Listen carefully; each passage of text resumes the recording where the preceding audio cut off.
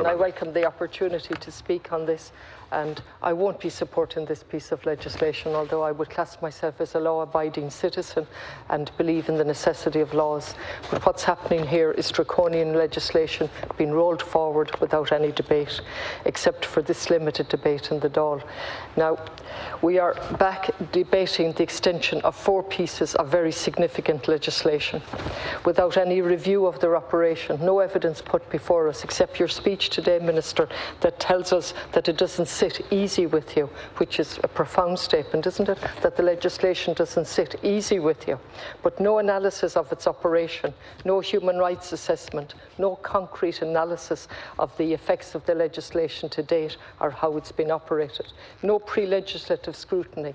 Now, if something doesn't sit well with you, you would imagine you would look at the appropriate procedures and mechanisms for helping you to sit better with the legislation by having an analysis. And one of the most obvious ways to do that is pre-legislative scrutiny on a committee, and have the various organisations come in before the committee, including the Irish Council for Civil Liberties, the Human Rights and Equality Commission that we set up for a particular purpose, and all of the other organisations, as well as ordinary people that might tell us how this legislation is affecting them on a daily basis. But we've done none of that.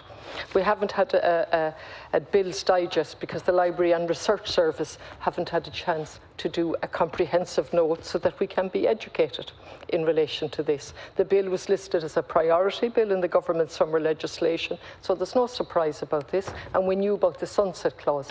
Now, I stand here as someone who supported the legislation going back, which significantly was introduced the day after St. Patrick's Day last year. And I remember having the most serious doubts, and I took as much time in the limited time available to analyse what we were doing. And to a man and a woman in this Dáil, we gave the government, which was the babysitting government at the time, our full support. Nobody disagreed, even though a lot of us had serious, serious concerns.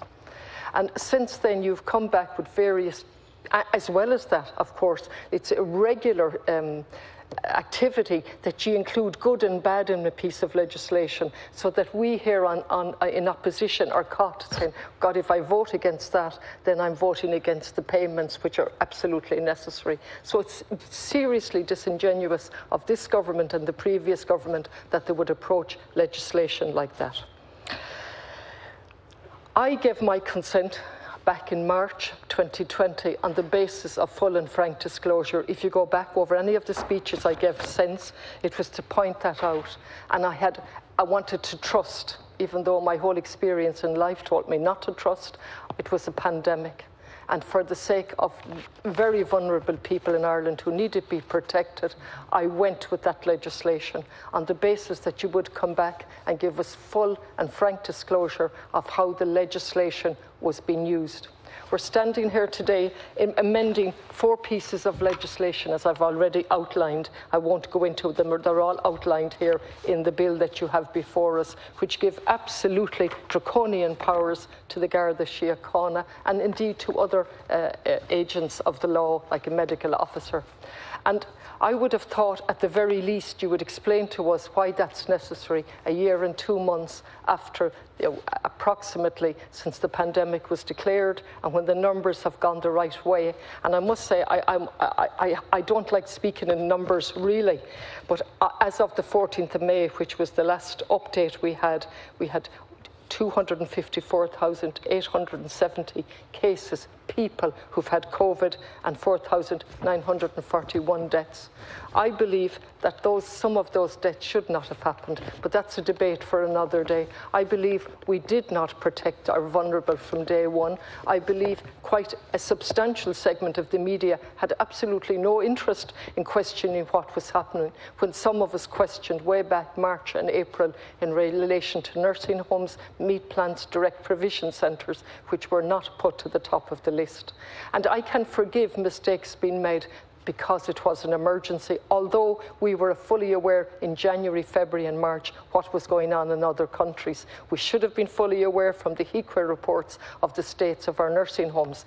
And on top of that, we had a strategy to cope with COVID in a particular way because we had utterly failed to have a public health system in our acute hospitals, in our primary care, and more importantly, in the public health segment, which should have been there to help us in relation to a pandemic. We had none of those in place, so we had to have a strategy that was geared in a particular way. And even then we failed by discharging patients with COVID from hospitals and into hospitals without testing them. But again, that's for another day.